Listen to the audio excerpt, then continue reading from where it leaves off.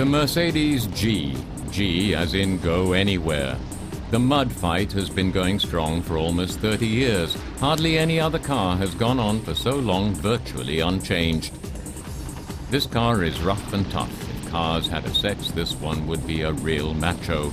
Originally developed for army use, it is more of a status symbol for extremely well-to-do eccentrics these days. In 1972, trials started in cooperation with the Austrian car company Steyr-Puch.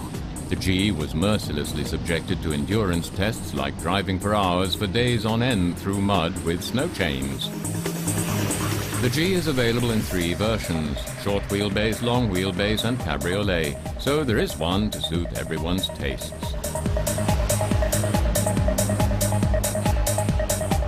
One thing all the G models have in common: no less than 3 100% locks. Most rival 4x4s can't compete with that.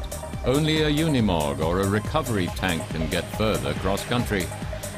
This is not a car for people with slip disc or gastric trouble. The G takes its revenge for every little bump in the road by a whack in the small of the back.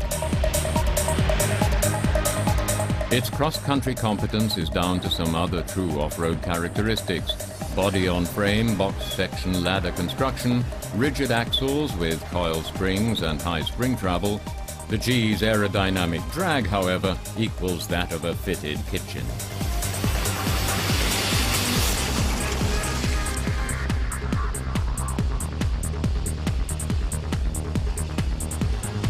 This kind of stubborn unwillingness to compromise has become rare in the strictly regimented uniformity of today's motoring industry. There is only one other equally cross-country capable car, obstinately refusing to go with the times: the Land Rover Defender. The first G, back in 1979, had 72 horsepower. The current top-of-the-range model has a tidy 476.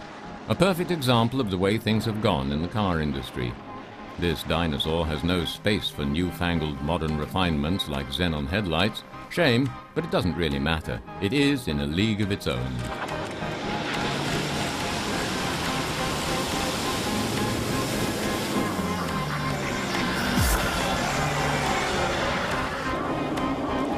Equipment and technology have seen continuous development over the years.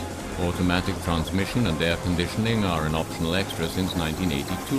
ESP followed soon afterwards. The car has been perfected, the looks almost unchanged.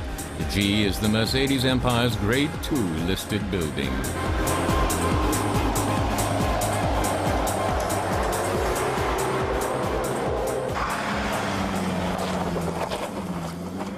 The most powerful G ever produced.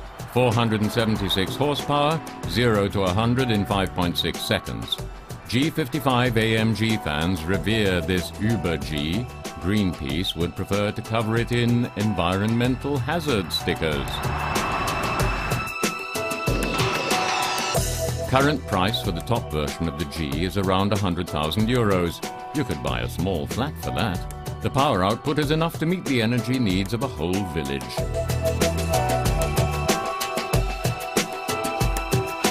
The G-Class interior has probably changed most since its inception. A sea of leather and wood.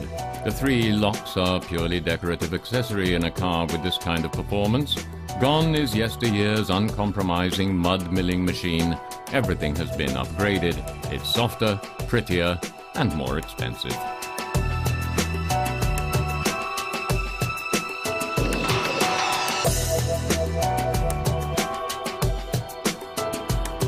The G model seems to have reached the pinnacle of its long career, yet, even after 30 years, there seems to be no end in sight to this never-ending fairy tale of perpetual further development.